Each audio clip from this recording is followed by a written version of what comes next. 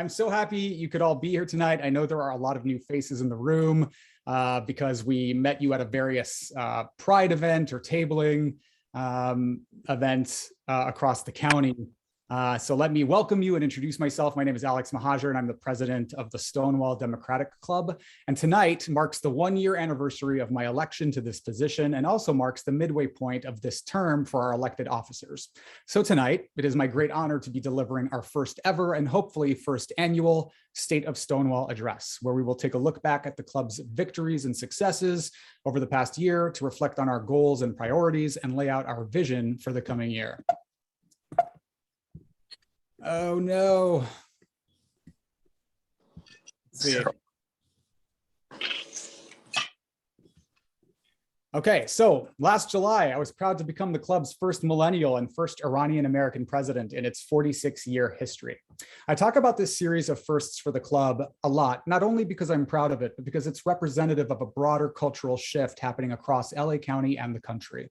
New intersectional voices are seeking and coming into leadership positions in their respective communities. Over the past few years, we have lived through Trump, George Floyd, Me Too, COVID-19, Black Lives Matter, and insurrection, and the overturning of Roe v. Wade. We are being asked as a club, as a party, and as a country to not look away, but to reform systems and institutions that insulate and protect a privileged few while not doing enough for the marginalized and the oppressed. Our namesake, Stonewall, imputes upon us a unique responsibility to this mission. And tonight, I am happy to report that this administration has had an ambitious first year marked by a variety of firsts for the club. We have overseen a period of strong growth, new and diverse leadership, and vibrant community, political, communications, and operations programs. Stonewall Democrats, the state of this organization is strong. To give you some context about just how far we've come, I want to spend a minute talking about our history.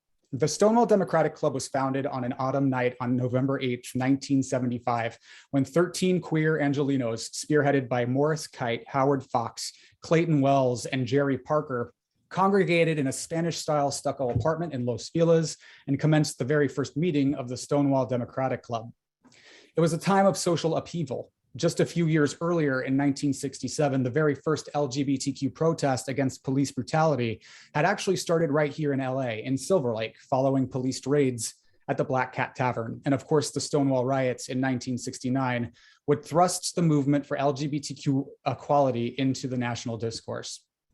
According to historical documents we uncovered at the beginning of my term in our Stonewall storage unit, of all places, the founding members of the organization, inspired by the Stonewall riots, called the name Stonewall the language of liberation.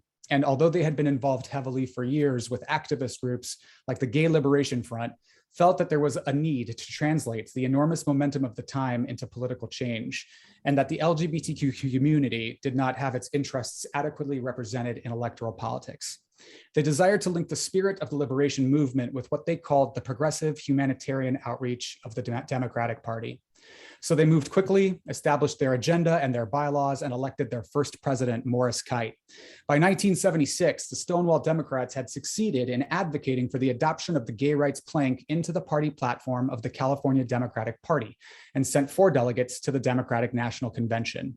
The Democratic Party's history of linking itself to LGBTQ rights began with organizations like the Stonewall Democratic Club right here in LA County. The rest, as they say, is history. When I came into this office, I made a few promises: that we would do more to enfranchise more diverse voices into the club, that we would reform our bylaws to make our endorsements and our elections more inclusive and fair, and that we would expand our reach all over LA County. I promised to hold powerful people to account and to honor the history of our movement. In September, our steering committee met for the 2021 Stonewall Leadership Summit, an all-day hybrid meeting full of workshops, team presentations, and team building exercises. This summit was an opportunity for us to set our goals and intentions, and this was the result.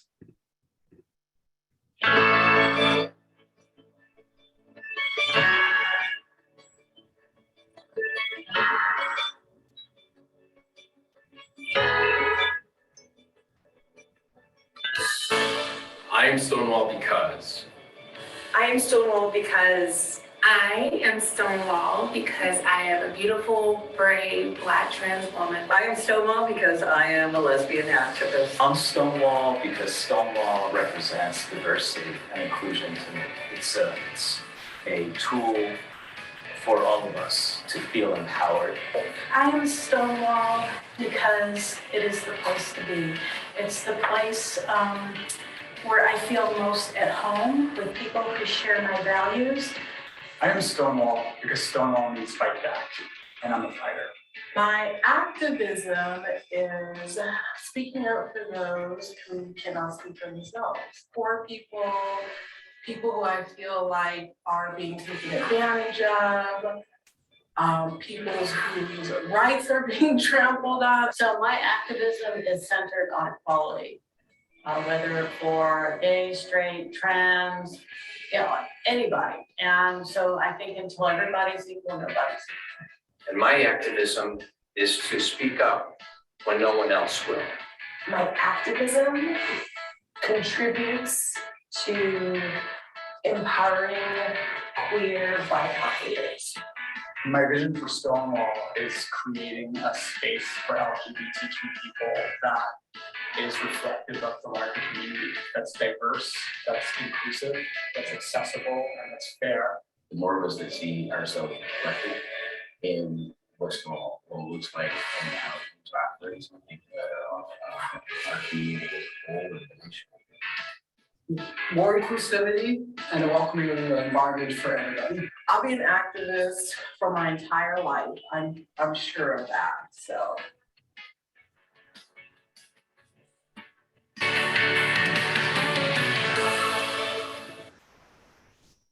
I love that video so much, with special thanks to Alex Ferris and the comms team for producing it.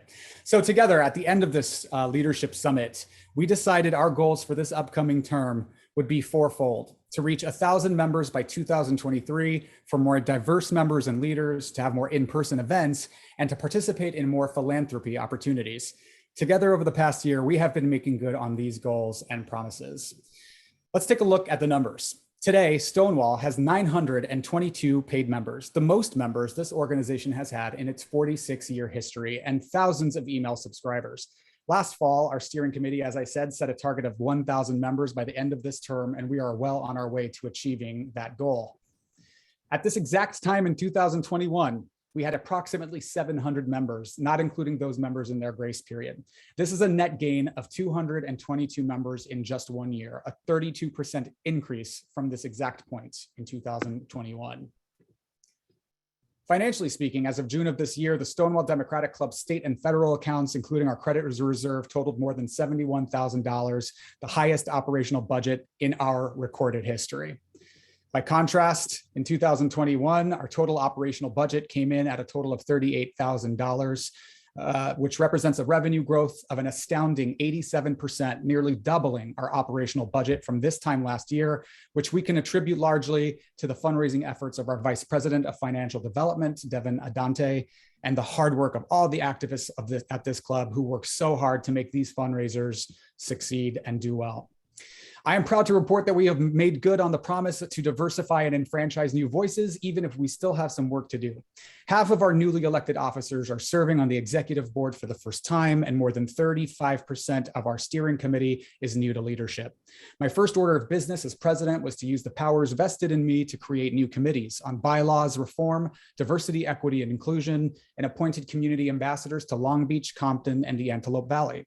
My appointments to these committees included 7 people of color, 2 trans people, 3 lesbians, and 2 disabled persons, and all of these new committees are self-identified majority female. Our bylaws committee achieved a major milestone success this year as they worked on and passed an amendment to our bylaws that updated our endorsement process to make it more smooth, more fair, and more transparent.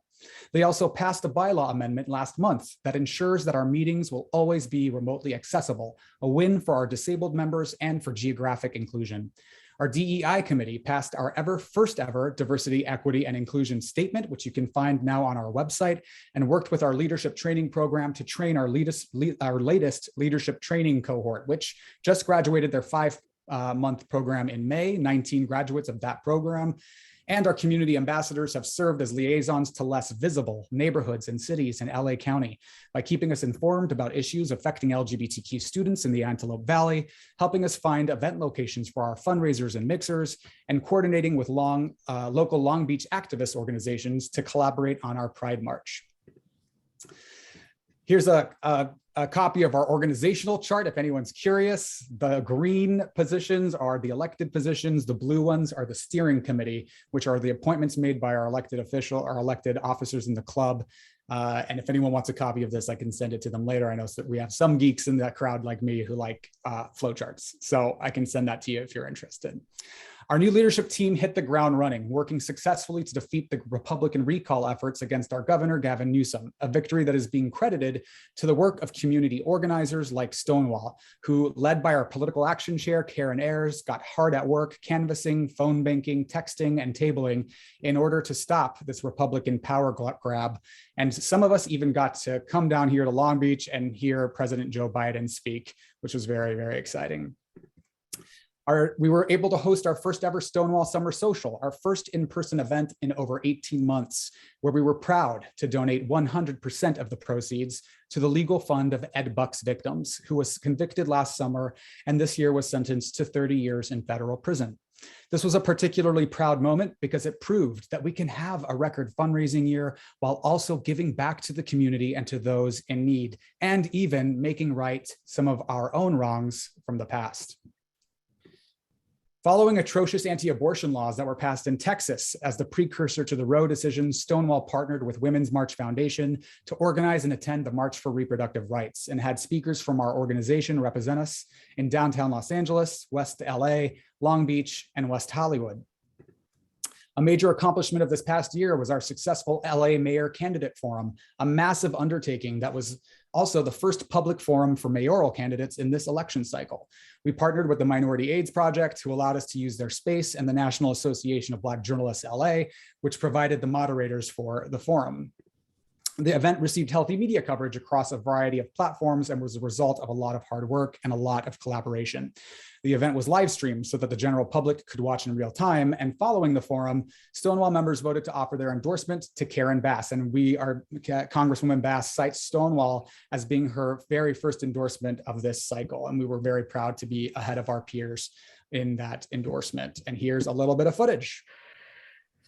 Susan, this forum just ended, but we should note that this is the first time that candidates for LA's mayoral race had an opportunity to get together to discuss some of the issues that are most important to Los Angeles. We should note that there were 2 candidates who were invited who did not show up tonight. We're told they had scheduling conflicts, but again, there were 4 candidates total at the table tonight, including Representative Karen Bass, LA City Attorney Mike Feuer was here, businessman Craig Grewe was here, in addition to businesswoman Jessica Lal. Now, we are told that the 2 candidates who canceled tonight are LA Council members Kevin De Leon and Council member Joe Busfiano. So far, we heard candidates discuss a variety of issues that are important to Los Angeles, from rising crimes against the LGBTQ community. We heard them talk about police reform. We heard them discuss the issue of affordable housing, in addition to some of the environmental issues that have been plaguing Los Angeles, specifically surrounding water usage. The issue of homelessness also was brought up tonight, and each candidate was asked to discuss in detail what their plan is to create change. Listen to what they had to say. We need to provide temporary housing, and I believe that we can do that with existing properties. There's property that the federal government owned, the state owned, the city owned, the county owned. We could build housing on that immediately. We have commercial units where we could renovate and put people. Project Room Key, Project Home Key, taking over additional motels. We have to get people off the. If Stonewall invites you, you better not cancel. We've been doing the work to reach out deep into the community and beyond West Hollywood's borders. And if you want to know why we've had such a strong membership increase over the last year, it's because of this work and the volunteers who showed up, gone out into the community, tabled, volunteered, spent their days in the heat, registering new voters and recruiting new members. In keeping with our promise to recruit, enfranchise, and defend more BIPOC and trans members of our community, we were able to sponsor and attend the inaugural Trans Pride Long Beach. We have tabled and attended events in the community like the Models of Pride event at LA Community College and the Chatsworth Block Party, recruiting new members and registering voters. On the fundraising front, we were able to bring back the Stony Awards after the pandemic made it impossible to put it on in 2020.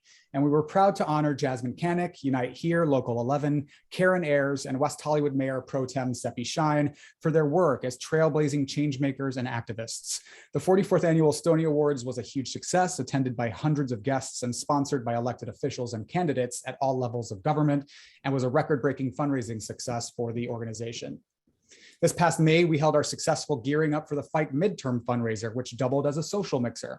We were proud to award retiring City Council member Mike Bonin with a Lifetime Achievement Award and to present our VP of Operations, Steve Bott, with a Volunteer of the Year Award. And we enjoyed speeches from West Hollywood City Council member John Erickson, LA District Attorney George Gascon, and a keynote speech from LA City Council member Mike Bonin.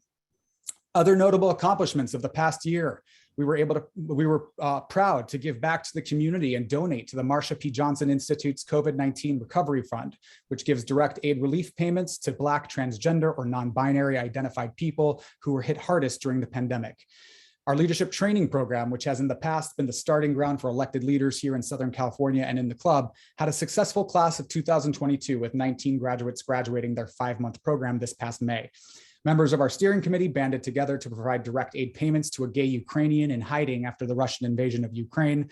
The Stonewall Spotlight podcast released new episodes this year, and we've been able to pass resolutions advocating for the groundbreaking progressive solutions to the most pressing concerns of the day, like the creation of the nation's first public bank and the elimination of racial and gender discrimination in the LA Fire Department.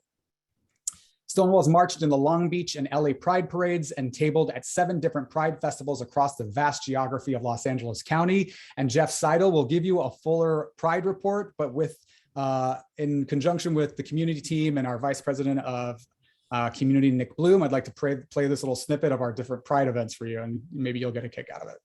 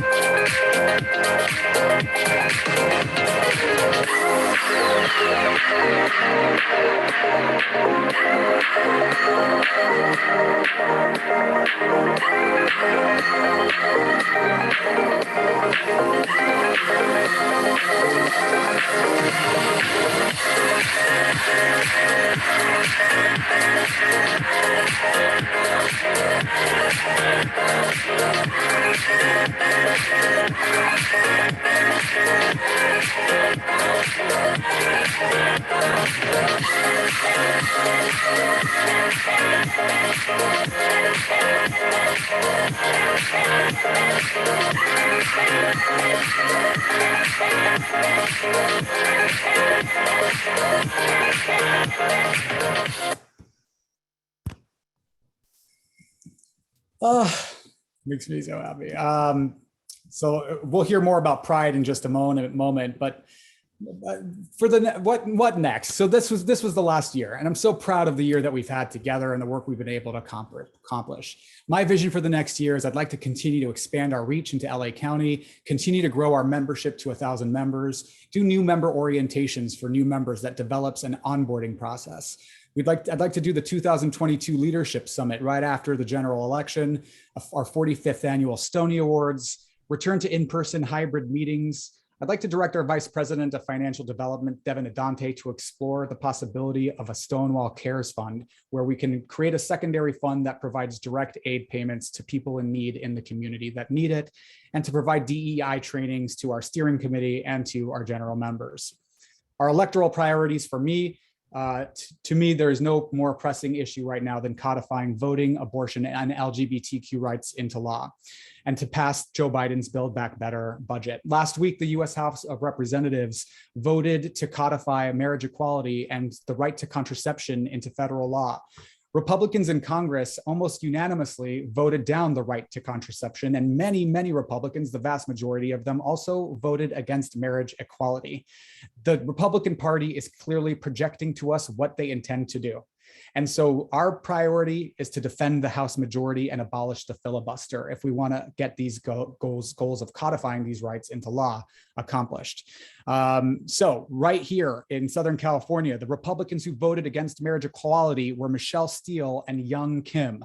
The Republicans who voted against the right to contraception, Mike Garcia, Michelle Steele, Young Kim, Ken Calvert, all have Democratic challengers who are seeking to flip those seats. And now is as good a time as any to support those Democratic challengers. Christy Smith in the Antelope Valley, Jay Chen down in Orange County, Dr. Asif Mahmood, who's on our consent calendar tonight for endorsement, and Will Rollins, who's a fantastic gay candidate running in the Palm Springs area, which has a newly redistricted map and has turned a red district run by Ken Calvert into a purple one and is now in play.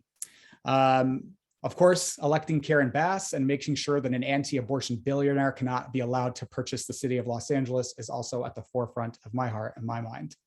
In conclusion, I just want to say that serving as your president has been truly the honor of a lifetime. For all the disagreements and political tussles and debates that we get into in this organization, I couldn't be more proud of the work that we have been doing and the folks I get to stand shoulder to shoulder with in this space, even if we don't always see eye to eye.